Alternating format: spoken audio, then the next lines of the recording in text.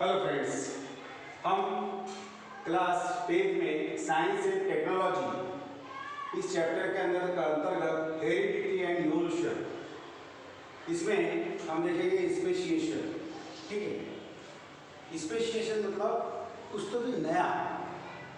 ठीक है, तो formation of new species of plants and animals is the effect of evolution. जो जैसे अगर प्लांट्स और एनिमल्स की नई स्पेसीज किसके कारण आई, किसका इफेक्ट के कारण आई, इवोल्यूशन के कारण। ठीक है, और species is the group of organisms can produce fertile individuals. Fertile मतलब जो पैदा कर सकते हैं। ठीक है, कैसे? नेचुरल रिप्रोडक्शन से। नेचुरल रिप्रोडक्शन से अपने ही स्पेसीज को का निर्माण करते हैं वो। ठीक है, and age specific is growth in specific geographical conditions. अलग एक स्पेसिफिक जियोग्राफिक कंडीशन में वो रहते हैं। Their food, habitat and reproductive ability and period is also different from their ancestor. उसके जो एंसेस्टर है, उसके जो पूर्वज है, उनके फूड से, हैबिटेट में, पीरियड्स में के बारे में वो कैसे रहेंगे, उनसे वो डिफरेंट रहेंगे। However, the genetic variations is responsible for the formation of new species. उनमें जेनेटिकल नई जो स्पेसीज आएगी, उस नई स्पेसीज में जेनेटिकल वेरिएशंस आएगा, और ये जेनेटिकल वेरिएशंस जो है उन अर्लियर उनके जो पूर्वज थे उनसे वो डिफरेंट रहेंगे। ठीक है, beside geographical and reproductive changes are also responsible, वो भी जियोग्राफिकल या रिप्रोडक्टिव चेंजेस भी उसमें आएंगे। ठीक है, इसके बाद में देखते हैं तो similarly geographical and reproductive isolation है ना, आइसोलेट मतलब अलग, जियोग्राफिकली भी अलग हो और रिप्रोडक्टिवली भी वो कैसे होंगे, आइसोलेट होंगे, अलग होंगे अपने पूर्वजों से। ठीक है, अपने एंसेस्टर से कैसे होंगे, वो पूर्णतः अलग होंगे। अब देखते हैं, समझ में आएगा कैसा इवोल्यूशन के कारण क्या हुआ, नई स्पेसीज का फॉर्मेशन। ठीक है, अब वो नई स्पेसीज क्या काम करेंगी, रिप्रोड्यूस करेंगी। कौन से इंडिविजुअल्स, फर्टाइल इंडिविजुअल्स, अपने ही जैसे। ठीक है, और ये species growth specific geographical condition, अलग अलग जियोग्राफिकल कंडीशन में वो रहेंगे, और उनका food, habitat, reproductive ability and period, ये भी उनके पूर्वजों से कैसे रहेंगे, डिफरेंट रहेंगे, स्पेसिएशन रहेंगे। और ये जेनेटिकल वेरिएशन भी, मतलब उसमें वेरिएशन आएगा, जेनेटिक्स में उनके जेनेटिकल वेरिएशन उनमें आएगा। किसकी तुलना में, उनके अर्लियर वन से, अर्लियर मतलब पूर्वजों के से। ठीक है, उनसे वो भिन्न रहेंगे हर क्षेत्र में, और इस प्रकार से जियोग्राफिकल और रिप्रोडक्टिव आइसोलेट हो जाएंगे। ये क्या उस प्रकार के लीड्स टू एक स्पेसिएशन है, डिफरेंट वेरिएशन। ठीक है, ये हो गया। अब इसके बाद में देखते हैं human evolution. Human evolution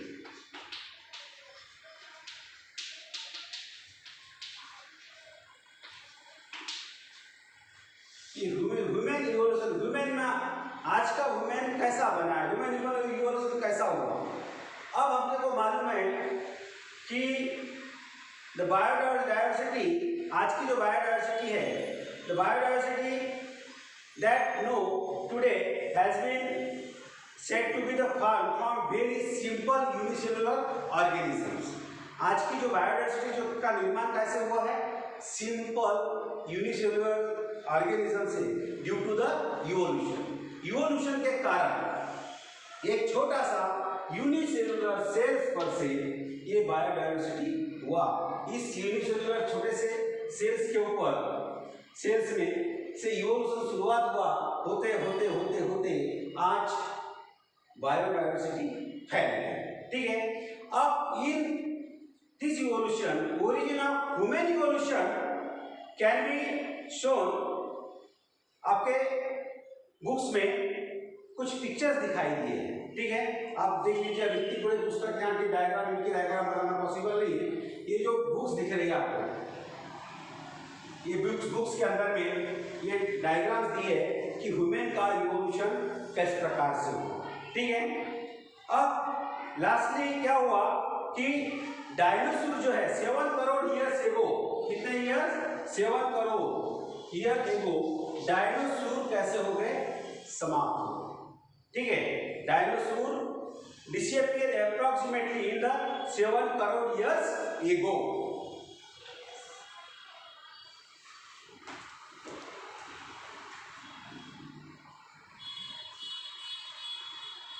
7 crore years के पहले डायवर्सिटी के का मतलब डायनासोर ये समाप्त हो गए। अब उसके बाद में ये डेड टाइम आप देख रहे हैं, एक मंकी लाइक स्ट्रक्चर दिख रहा है आपको। ये पहला वाला दिख रहा है आपको, पहला वाला, तो वो सिमिलर है मॉडर्न लेमाशूर इस एनिमल्स से। ठीक है, मॉडर्न लेमुर्स मॉडर्न लेमुर्स के जैसे दिख रहा है वो, मॉडर्न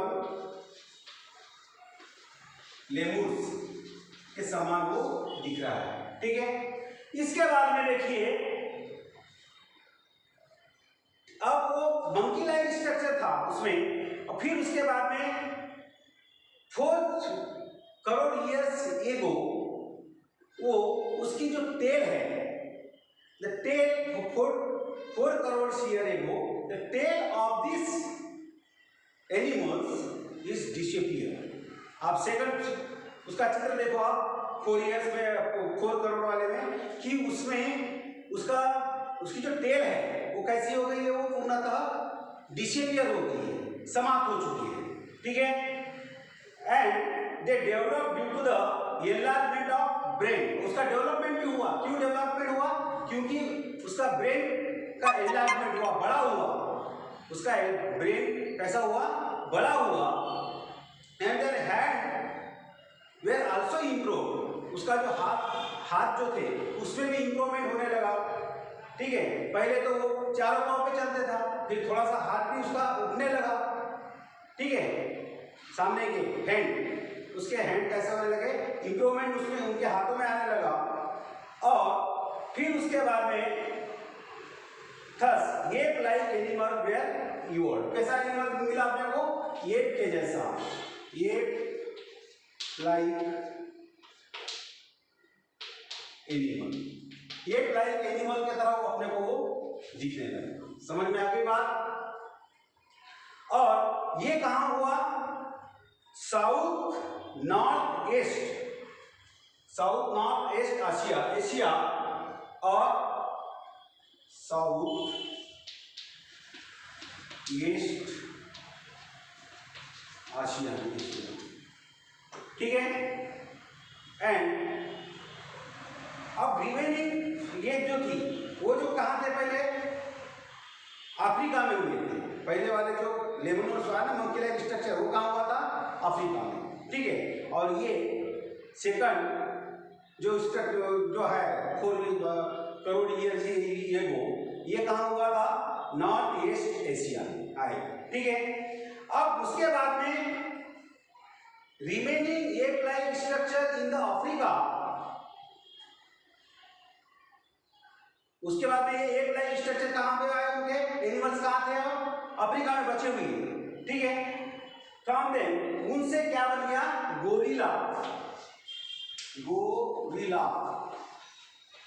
गोरिल्ला एंड चिंपांजी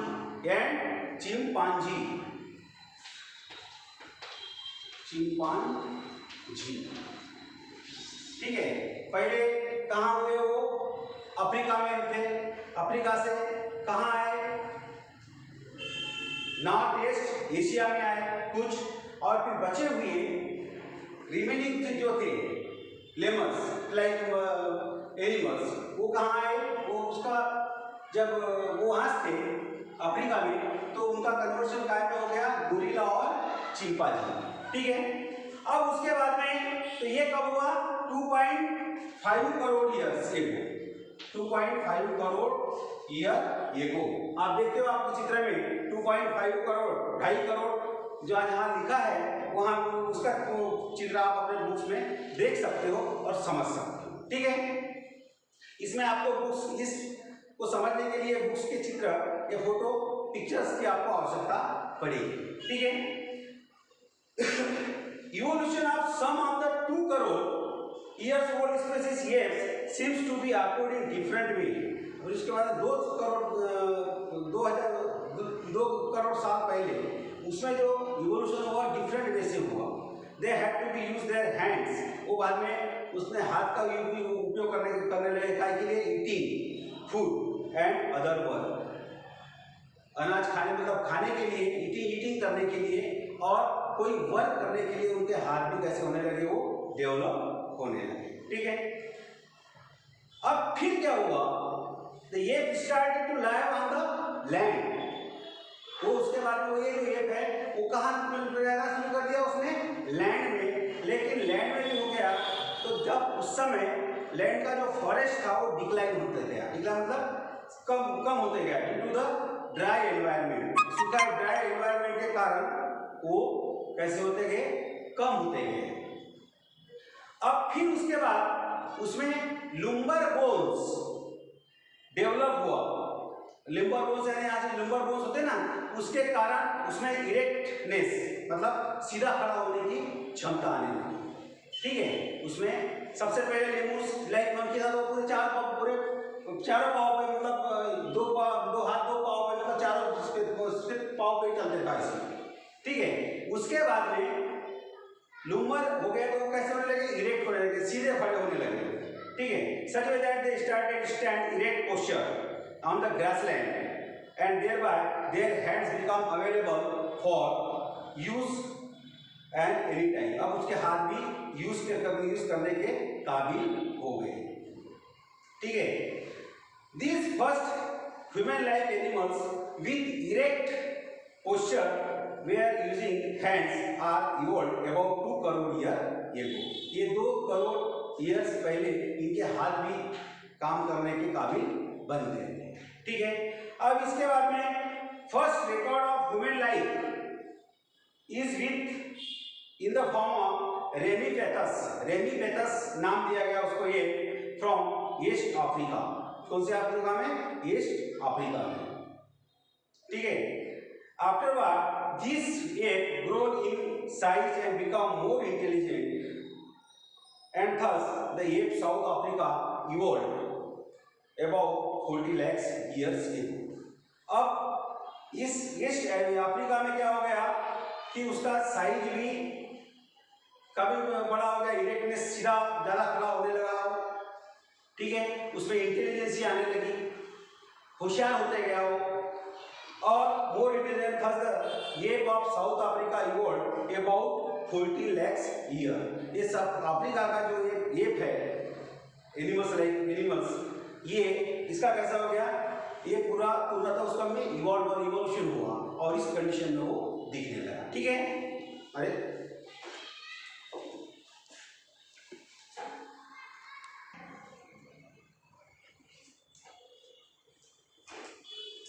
देखिए, फिर उसके बाद में द मॉर्फोलॉजी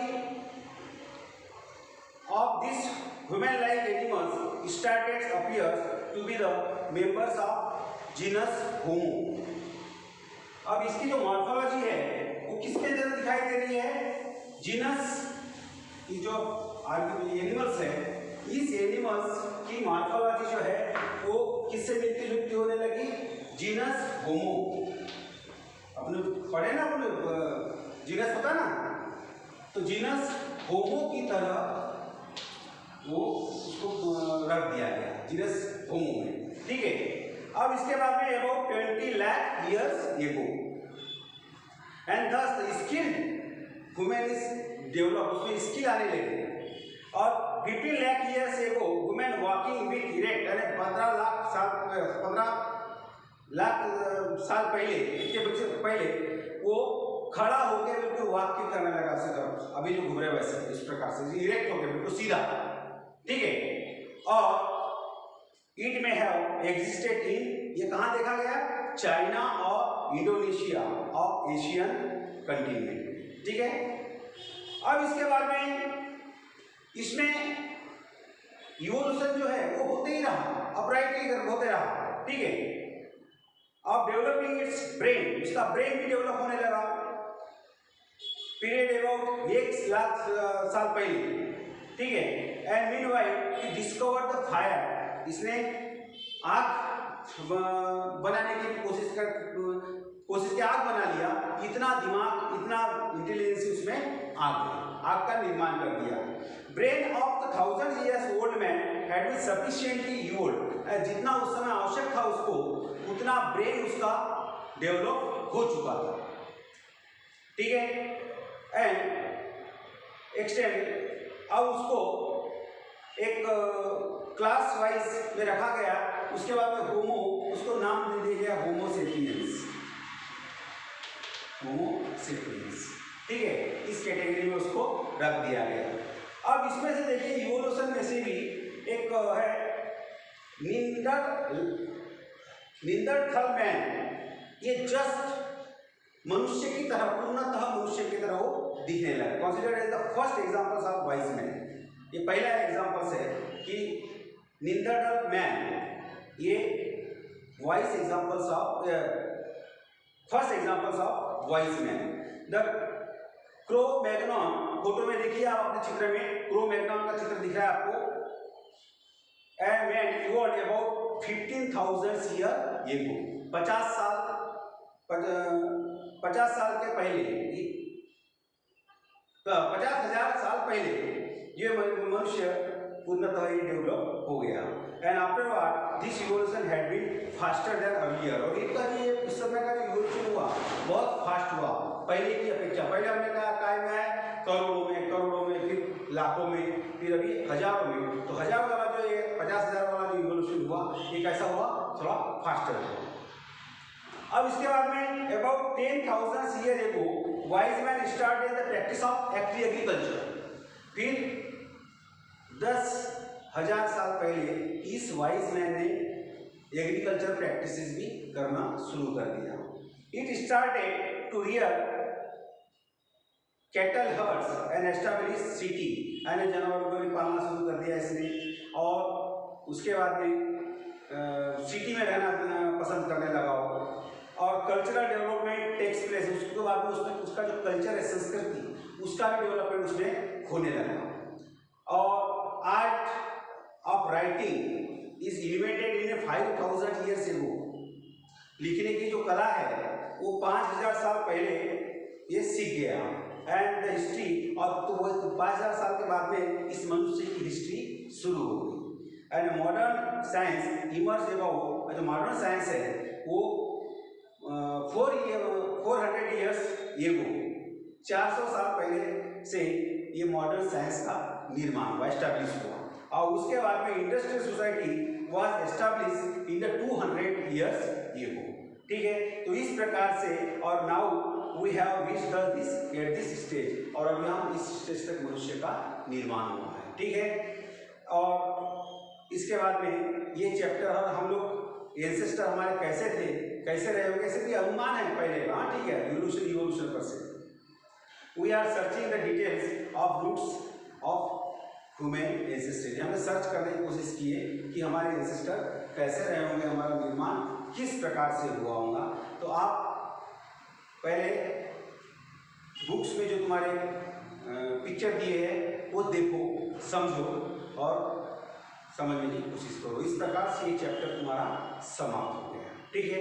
अब नेक्स्ट चैप्टर साइंस 2 में सोशल हेल्थ के बारे में पढ़ेंगे, ठीक है।